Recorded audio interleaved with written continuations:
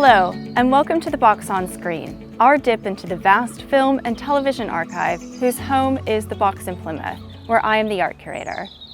For this episode, I'm at the amazing Barbara Hepworth Museum in St Ives, once home to one of the most important artists of the 20th century. And let me tell you, it is such a thrill to be here.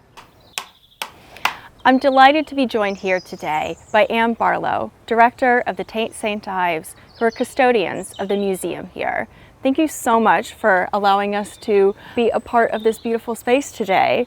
And a lot of people might have heard of Dame Barbara Hepworth. How do you think her story as an artist is best told? Well, Barbara Hepworth is one of the most significant artists of the 20th century, and over the several decades of her working life, she made almost 600 sculptures. She is probably best known for her interest in direct carving, which was a move away from more traditional techniques of making objects in clay. And so in the 1920s, and particularly in the 1930s, what you see is her moving from some early figurative sculpture to what she becomes really known for, which are these kind of beautiful abstract shapes and forms that you see in many of the sculptures around me in this beautiful garden. So I've been researching our film archive at the Box, and I've come across a real treasure. It's a documentary from 1973, and it gives a real fascinating insight into Hepworth's life, her inspirations, and in particular, her love of St Ives. I was brought up in the industrial north, and then I lived for 15 years in Hampstead and worked there. But having once experienced living in natural surroundings and with the sea, I realized how much this sort of lay in my background and had picked up with my childhood. And here, it's not only the marvelous light and the fact that I've got more warmth so that I can carve out in the winter, which you certainly couldn't do in London because your hands would stick to the steel tools. But there is a comprehensible community, not just artists, but all people, writers and musicians, and all the local people who have such a natural perception that they're warm neighbors and friends, and one can understand how communities have to integrate. Here, I feel that we're closely bound together for good or bad, or in bad weather or foul weather, and the Cornish people here have this an amazing instinct, as indeed they did in the industrial north, about the shapes of things, how to do them, how to be independent and be free and explore and appreciative. And I think it does make a tremendous difference to one's outlook. Every day here is different and a change. I don't remember 2 days alike. There's such an amazing quality to the film, isn't there, that really transports you back to this town all those years ago. One of my favorite sections of this documentary is when we are in the foundry itself, watching one of her bronzes being cast.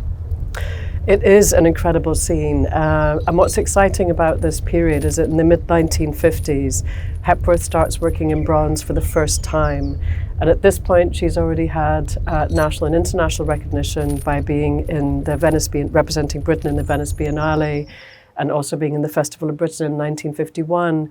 And by the mid-50s, in moving into bronze, this allows her to take on major national and international commissions in ways that she can dramatically increase the scale of her sculptures. So for example, Foursquare Walkthrough, which is in this garden, is one of the most dramatic sculptures she made, in the sense of actually imagining it as a body walking through the sculpture rather than only viewing it from the outside or from one position. She also made Single Form, which is outside the United Nations, from Nepali Didons in St Ives. Wow.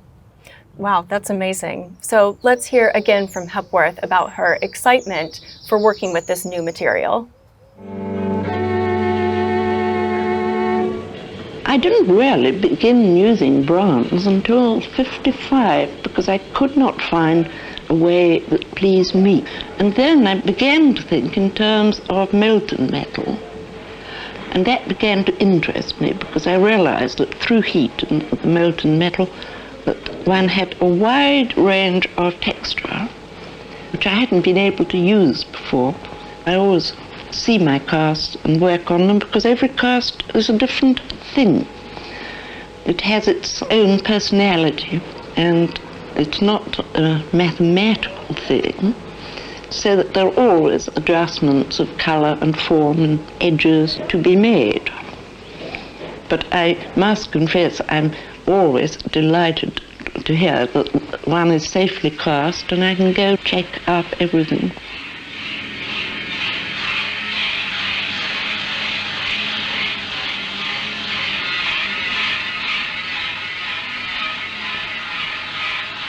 But the walkthrough was extremely exciting to do because you can walk into it and then lean out and gaze out or look up and see the sky through the tops. And it was particularly exciting because I found I had to change all the proportions. Being at 14 feet, proportion changes. So we've heard a lot about Hepworth the artist. What do we know about Hepworth outside of her work? Well, Hepworth was a mother and she had a son with her first husband, John Skeeping, whose name was Paul, who tragically died in a plane accident in 1953. So she was a person who did experience a lot of grief around that event. She also had triplets with Ben Nicholson, and while she was living and working in St Ives, she was bringing up those children at the same time as finding as many hours in the day to work as she could, because she was such a kind of passionately committed to her working practice. She was interested in many other things, including dance and theatre and science and technology. And she was also interested in younger artists.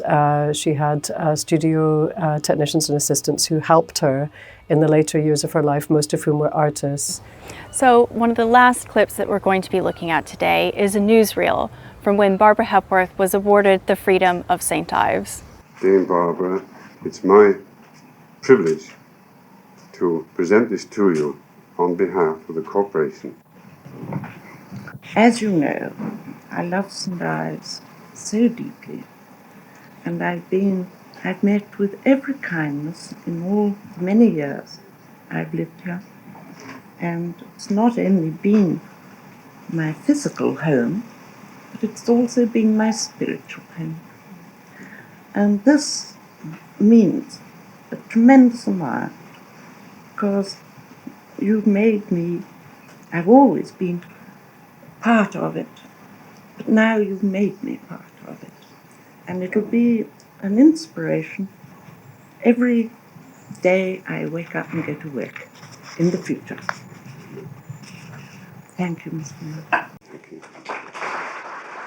It's interesting to see the artist in such a formal civic ceremony, but she was clearly greatly honored by the accolade. And I'd love to know what she and the mayor were talking about. Well, she was indeed a very private person, but nonetheless, I think that was an incredibly important moment for her.